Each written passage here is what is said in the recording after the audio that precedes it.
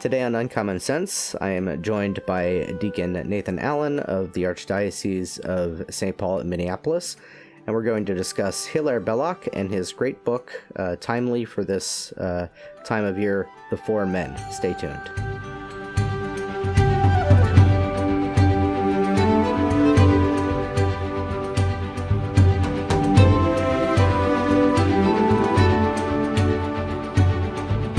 Hello again, viewers and listeners. Welcome to another episode of Uncommon Sense. I am Joe Grabowski, the Vice President for Evangelization and Mission here at the Society, and I'm joined by Deacon Nathan Allen of the Archdiocese of St. Paul, Minneapolis.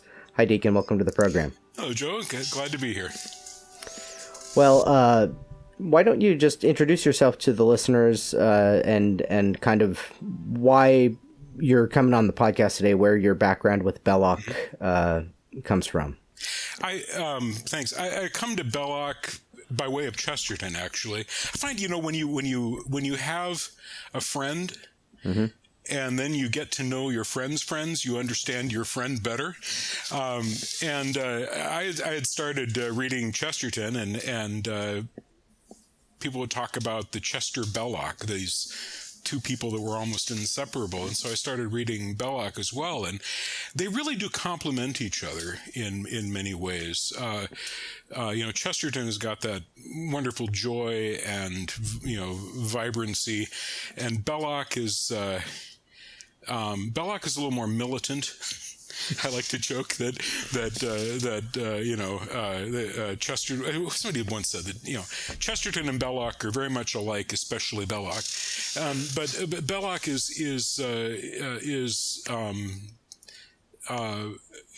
a different sort of character than Chesterton, but they had a lot of similar ideas and similar things that they would write about. So that's how I came to Belloc, and then reading them both kind of in parallel together. Yeah, before the program, we were chatting a little bit, and I said that there is that kind of a different kind of depth in Belloc. I think Chesterton is profound and mystical, but behind Chesterton at all times, there's this sort of rolling current of a deep, almost exuberant joy, whereas I think Belloc's a little more subdued and sadder, as you pointed out. I mean, he had tragedy in his life with the loss of his son and his wife, and he lost two sons, one in World War I and one in World War II. And his wife when she was still quite young. Yeah, and then kind of a lengthy decline too at the end there too. So I think it's just a different experience, and for me, just this time of year, for whatever reason, I always find myself returning to Belloc. One, because of the Four Men, which we'll get to speaking about, that's set around this time of year, but also he has that kind of mood when the days start getting darker and it's getting colder outside. There's something about Belloc that kind of resonates. So pivoting to the Four Men, ACS Books, and we'll have a link to this in the description. We publish a copy of the Four Men that you wrote. I have a copy of it right here. There you go. Your annotations and a little kind of introductory essay, but that kind of stemmed from a really interesting experience of the book. Why don't you tell us about that? Well, we were, there are a couple of friends of mine who would read it almost every year, and again around this time of year, and thought, wouldn't it be fun to do the walk? Because the story of the Four Men is a walk across Sussex, and then the idea for it came back in 2004 with it was the first Chesterton pilgrimage that we had done, and we met some people in England and thought, this would be something that we could do. And a couple of years later, Ted Olson, who's on the board of the Chesterton Society, and I from America, and then two friends of ours from England, recreated the walk. In the book, it takes about 4 days. We did it in 6. a little more manageable. It was kind of a 6-day pub crawl, but walking from the eastern end of Sussex to the western end of Sussex, about 100 miles, and just lovely country. We did it not quite the dates of the book, which takes place at the end of October into the beginning of November. We did it in September, but it was glorious weather and just a beautiful, beautiful experience. That's fascinating. I take it you didn't mysteriously have a key to a cabin in the woods that you stayed at, like the travelers in the book do. So where did you stay along this walk? Did you just pop into inns or hotels, or? We had prearranged where we were going to stay. In the eastern part of Sussex, it was just a fact that we wanted to start at the George, and is the name of the inn in Robertsbridge, right on the Kent border, and but the George was under renovation at that time. So what are we going to do, and we ended up actually having as our base of operations for the first half of the walk was in Linfield, just north of Hayward's Heath, and then we would take a cab out to where we had first to Robertsbridge, and then we walked halfway, and then came to Linfield by cab, and then took the cab back. So it's kind of, we always started from where we had left off. Yeah. Well, that's funny. The making do reminds me of the other great walking itinerant book of Belloc, The Path to Rome, where he makes all those vows that he's not going to ride wheeled transportation and all the rest of it, and then one by one, as he says, breaks his vows. But first stretches the rule. Yeah. I'm not going to take any wheeled thing. Well, I'm going to keep my feet on the ground at least. So he drags his feet as the cart is pulling him along. Well, maybe remark upon that. I mean, Belloc, there's this kind of similarity or duality between, Chesterton, and he's often compared to C.S. Lewis, and then you have Belloc and Tolkien, who kind of were, I think, the more ornery of the fellows, and also the great walkers, right? They were both really, really fond of walking. Maybe because you have a good general background in Belloc, comment on just his prodigious kind of perambulatory adventures that he had. Well, it's clear that walking was an important thing for him, and his long-suffering wife. The Path to Rome we've touched on, where he decides to walk from Toul in eastern France to Rome in a direct line. If there's an Alp in the way, he goes over it, and that's a good month long. I mean, he leaves on Corpus Christi and arrives at Feast of St. Peter and St. Paul. So, it was a good month or so on the road. Sussex, in one of his books called The County of Sussex, he describes in one chapter a number of different ways to experience Sussex by walking. And the path that's in the Four Men is only one of them. And so he obviously walked, the South Downs.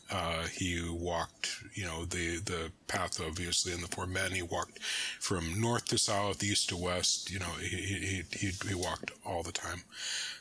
His home in King's Land, near West Grinstead, is fairly close, a little bit to the west of the middle of the historic county. So he could go, within a day he could get to the sea, or he could go north to Surrey, or he could, a couple of days each way. And he would walk, 30 miles a day. So he would actually do it in 4 days, which we didn't. Yeah. That combination, I think, of that sort of depth of human experience and of suffering in his life, and that kind of melancholic attitude, plus this experience of nature and the contemplative being alone for such stretches. I think, we mentioned before coming on the air, what a great poet he is. And I really think that lends to his being such a great poet. You see it in his poetry. Right. And to say it's not any kind of casting shade on Chesterton at all. I mean, Lepanto, which we just celebrated a few days ago, and the Ballad of the White Horse. I mean, it's hard to beat those, but there is that sadness in Belloc. One of his great poems is called Hanaker Mill. And Hanaker is a hill just outside of Chichester, which is one of the larger towns in Sussex. And he used this image of the ruined windmill as a metaphor for the loss of agrarian life in England. He and Chesterton were both, clearly distributists, and loved the agrarian life.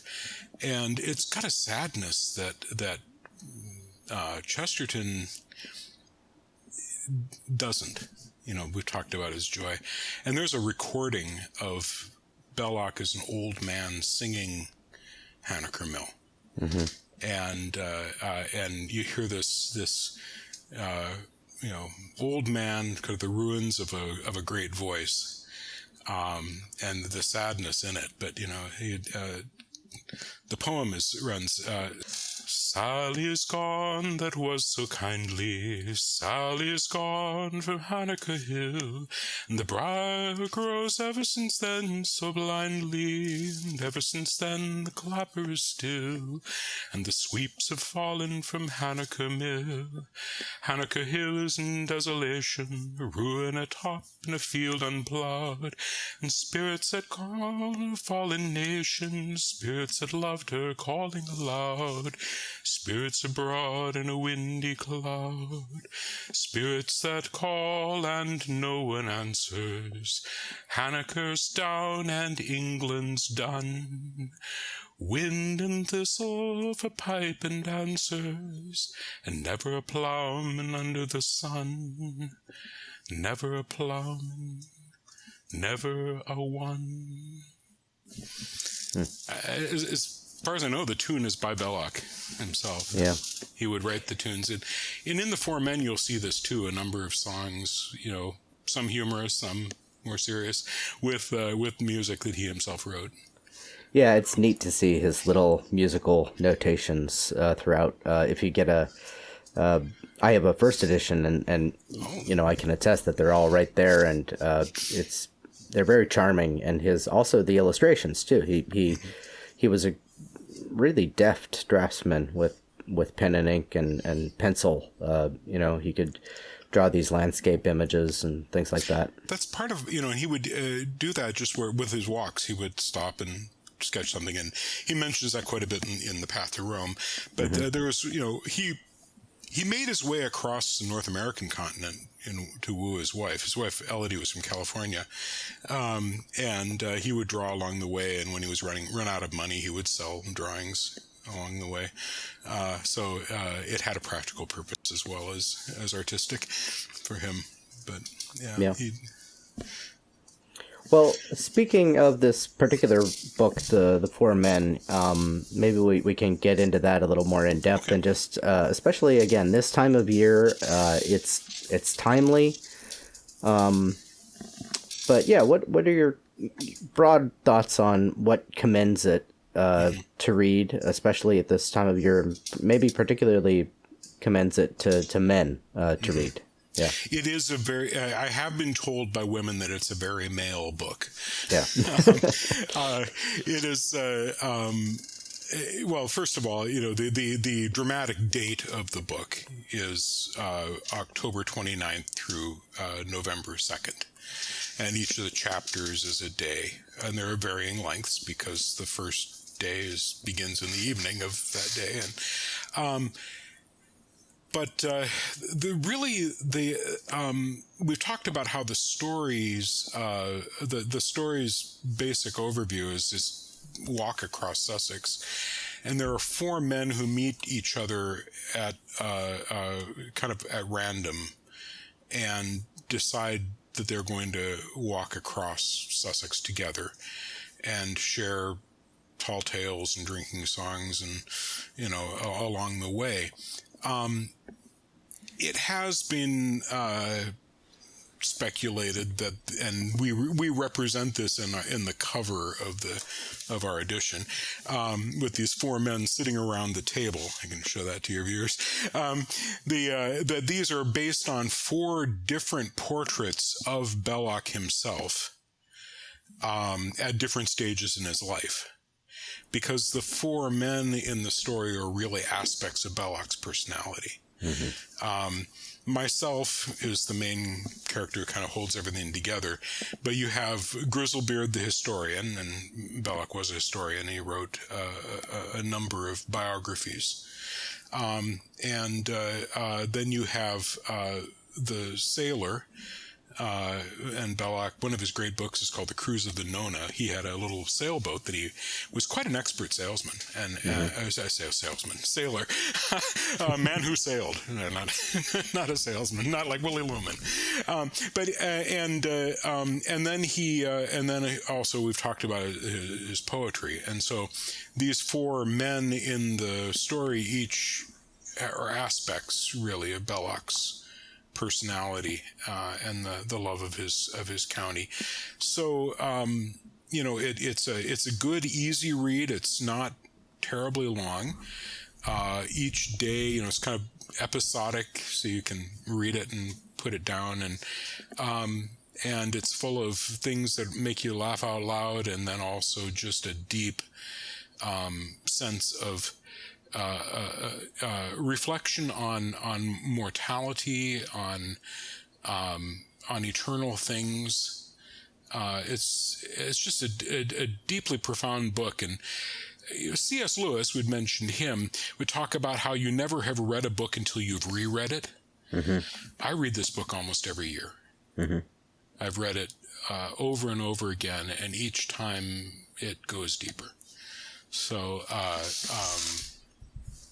that's I strongly encourage people to take a look at it, especially since your viewers and hearers are love Chesterton. And as I'd said at the outset, you know your friends better when you know your friends' friends. That's right. You know, and this is Belloc and Chesterton were very close friends. Yeah, yeah, and Belloc was hugely influential. Joseph Pierce likes to point this out, that Belloc sort of has this huge part in kind of leading Chesterton, and then sort of in the Jedi way, the apprentice becomes the master sort of in some ways, because Belloc would then say, like, he admired Chesterton's holiness, and Chesterton's sort of, becomes a model in some ways for Belloc. So they have this great mutual reinforcement and camaraderie in the faith, because you're reading, this book, he wrote it, correct me if I'm wrong, in 1911, right? The events of the book take place in, I think it's 1902, but it's 1911. So early, before Chesterton, over a decade before Chesterton becomes Catholic, and really as the ideas for distributism are beginning to percolate and take hold of them, and you see the beating heart of it, this love of one's native land, one's local place, and having a local place. And always, though, with Belloc, tinged with that kind of melancholy of a sense that it's slipping away, because, right, that's the whole raison d'etre for this walk that he takes. I want to see this land before I die, or before it goes away, before it perishes, right? Yeah. And there's also that deeply Christian sense that even though we are, he very much rooted to where we are from, especially if we're someone like Belloc, who's always lived in Sussex, except when he was, 2 years old. His father was French and his mother was English, and she was widowed quite young. He was about 2 years old when he came back to England, and so he really, although he's got a French name, he's distinctly an English writer. But, very much this love of one's native place, but also that Christian sense that here we have no lasting city. Yeah. We are always strangers and sojourners on the land. And so even though at the beginning of the Four Men, as the characters are meeting each other, they talk about going to the place we know, meaning where they're from in the western part of Sussex. There really is a sense that even that isn't home. Mm-hmm. And and each of the stories kind of build and reflect on that. There's, a point where they're talking about lost loves or lost first loves. And Grizzlebeard tells a story, and it's clear, that nothing is lasting in this world. Yeah. But yeah, the introduction or the preface that Belloc himself gives is really where he stresses that, where he talks about that in my county, he begins, it has been proved in life that every man that though his loves are human and therefore changeable, yet in proportion as he attaches them to things unchangeable, so they mature and broaden. And the county is more unchangeable than human beings. And so it goes more mature, more broad, but even then he knows that it's passing away. And so he concludes by, saying, but before that day comes, Sussex, may your earth cover me, and may some loud-voiced priest from Arundel or Grinstead or Crawley or Storrington, but best of all from home, have sung Do Mi Fa Sol above my bones. Do Mi Fa Sol, the first four notes of the In Paradisum, which is sung when the casket is being taken from the church in a Catholic funeral. Yeah. Yeah, it's such a lovely atmospheric book too. It's there's this moment where they're in they're staying at the cabin, and myself goes outside, and he is just looking up at the stars, and there's sort of the scene of or he tells a story of the fairy mass. Right. It's been a while since I read it and remember, but it creates these atmospheres that will just linger with you, and it's so English. I don't know how else to describe it. It's deeply an English book. It feels as much of that place as Robin Hood or the Tales of Arthur. It's just really something else. And one of the real thing that made me to want to do this annotated edition was every time I would read it, I would spot something new. Mm-hmm. And I thought, I would love to explain how, like people to get the same experience I do as I read this book, because the image in my head was of Belloc as this famous guest at your dinner party, and has got all the anecdotes and everybody laughs at and the witticisms and everything, but there are so many things that each person doesn't get. Mm-hmm. And you get something, and there's suddenly a connection. You get the allusion to the Aeneid or whatever. And I wanted to share that experience with other people. And so as I would go through it, and I would collect notes on the things that he would just put in there, and some of the things that if you don't know what he's referring to, will completely pass by without even noting that there's something here to look at. I'm thinking in particular, one of my favorite songs in the book is the Sailor's Carol. Where, I might as well sing it, right? Sure, why not? That's what we do. Noel, Noel, Noel, Noel, a Catholic tale have I to tell, and a Christian song have I to sing, while all the bells in Arundel ring. I pray good beef and I pray good beer, this holy night of all the year. But I pray detestable drink for them that give no honor to Bethlehem. May all good fellows that here agree drink audit ale in heaven with me, and may all my enemies go to hell. Noel, Noel, Noel, Noel. May all my enemies go to hell. Noel, Noel. And of course Grizzlebeard says the song is blasphemous. We should forgive our enemies. And the sailor responds, well, and so I do. The song's about those who don't forgive me. But even in that humorous song, there's this line that if you don't know what it's referring to, you'll miss it. And I was just reading it, audit ale, and I'm thinking, what is audit ale? I love beer. I want audit ale. And I couldn't find anything at all, except as you research it, you realize, and I'm a recovering lawyer, so I remember in law school, we would talk about peppercorn consideration and so forth in contract law. In the Middle Ages, your whole society is structured feudally, based upon your relationship with your lord. And so your rents for your farm would not necessarily have any relation whatsoever to the economic value of the land.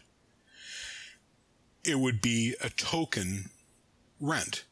And so your rent for your farm might be a rose at midsummer.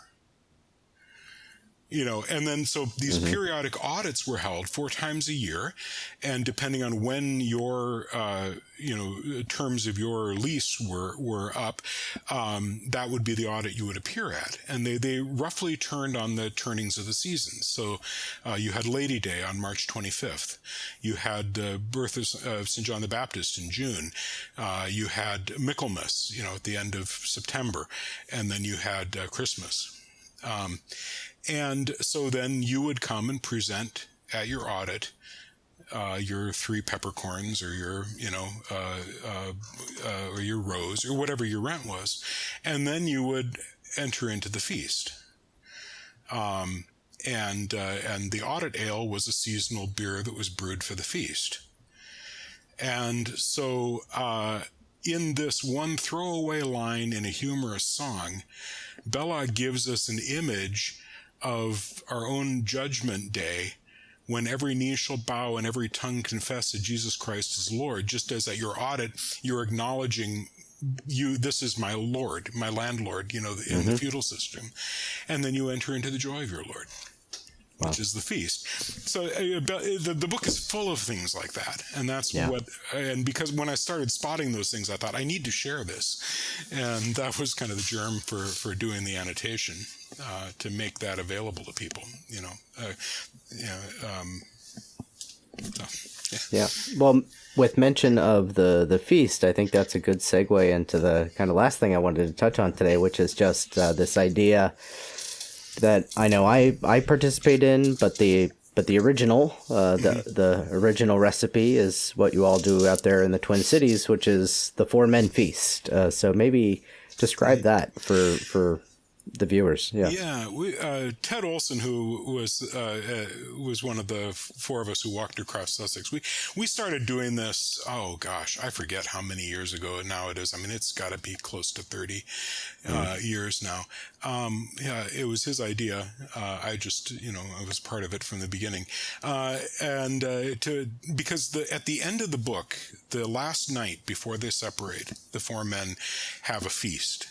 And it's eggs and bacon, of course, English bacon, not the belly bacon that we in North America are so familiar with. But so it's a shoulder cut, so a lot less fat, are cooked together in a kind of a single commonality, and then bread and cheese, and he makes something in the 4 Men about it's just cheese, but to help our viewers understand, it's more like a white cheddar of some sort, that kind of South England cheese, and then beer and wine or whatever. And so we thought, we'll do this. We got these 4 main ingredients. We've got eggs, bacon, beer, bread, cheese, and then whatever we want to drink. And so we've just started doing that, and it's kind of grown. I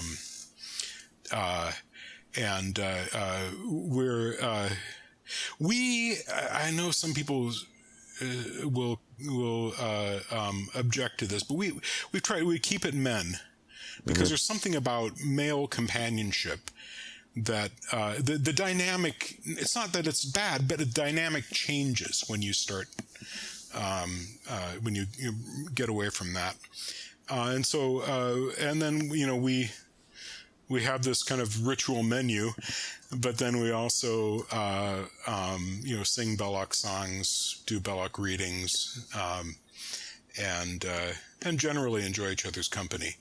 And we've been doing that for, like I say, pretty close to 30 years now. And then a few years ago, actually, we decided to launch a parallel feast in June for the Path to Rome. Right around St. Peter and St. Paul. And now I'm threatening that we need to do a cruise of the Nona sometime in spring so that we can have 3 times during so I'll have to read the cruise of the Nona again and see if there's a ritual menu we can co-opt for that. But it's just a great time for, a lot of the men at the Four Men Feast have read the book and loved the book. A lot of them, this is their first real introduction to it. But it's an opportunity to spread the word and get people perhaps reading or hearing Belloc as we're doing readings from him. Some of his humorous poems, especially the Bad Child's Bestiary and the cautionary tales for children, or some of his epigrams, like one of his went, "When I am gone, may it be said, his sins were scarlet, but his books were red." Yeah.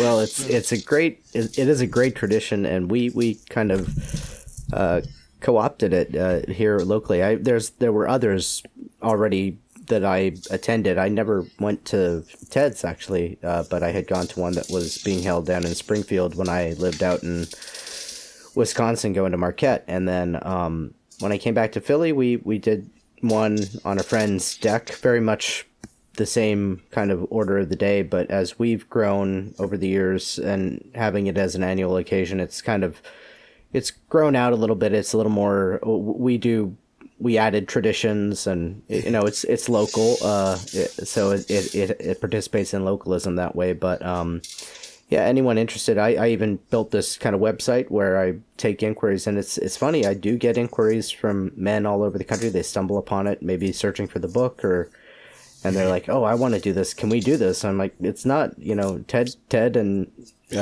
he didn't mind that I kind of started doing one, and I don't think that it's protected IP. It's just sort of, this is a great way to get men together, particularly as you mentioned, and a great opportunity for them to reflect on those essential things that are in the book at the right time of year.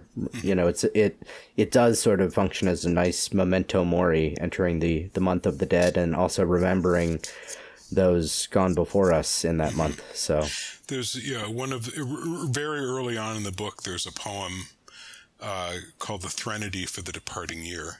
And of course you have to look up, what is a threnody? Well, a threnody is a funeral poem. And it's an interesting, funny thing that the sailor, or the poet, is writing the poem, and it's got a really complicated rhyme and meter, and it's not a good poem.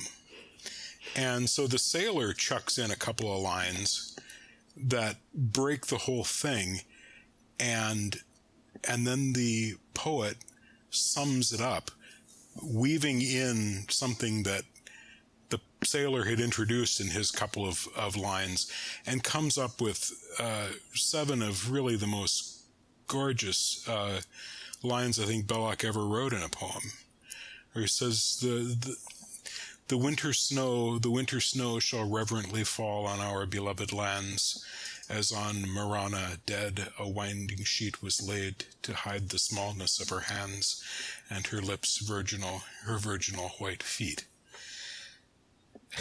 I guess a sense of death, but holiness and innocence and everything, because Marana was a virgin martyr from Lebanon. Yeah. Wow.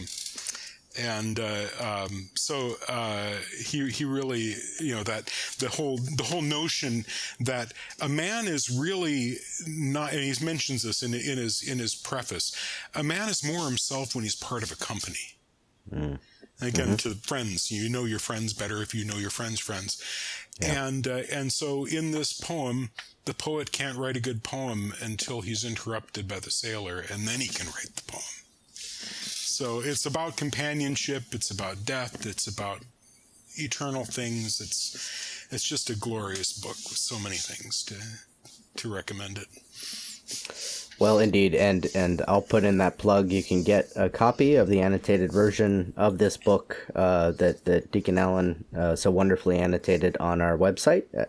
We'll put the link in the description, probably a card somewhere up here in the video so that you can click on that. And yeah, I do commend it, and it's great to be familiar with Belloc, whether you're a man or a woman, but especially for you men out there watching, do give this one a try, and maybe consider hosting a little gathering and introducing others to it and having your own 4-men feast. There are a couple of pages at the end of the book where the founder of the Springfield Feast gives kind of a couple of pages of how to do it, what the menu should be. So. Exactly. Yeah, it's relatively easy to put on, and as I say, make it your own.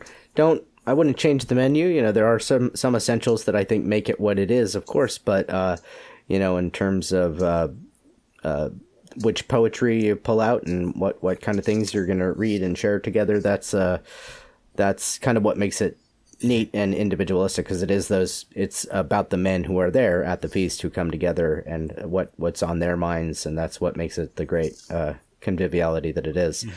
Mm-hmm. Well, Deacon, thank you so much for coming on the show, and I'm sure that you've given our listeners and viewers a lot to think about, and maybe some things to read. All right. Well, thank you. It's been a pleasure. Thank you, and to all of you viewers and listeners, thank you for tuning in again. Please do like this video, share it with your friends, hit the subscribe button so you always know when new content's coming out on our channel here. We are trying to grow our audience, so all of those things help us do that. Leave us a comment down below if there's particular things that you want us to cover on the podcast in the future, what you thought about this episode, if you've read The 4-Men, what you think of it. All these things help YouTube recognize that people value this content, and it shares it to more and more people. Because we do want to reach more people, because it was, as we know, Chesterton is always better with friends. Until next time, God bless.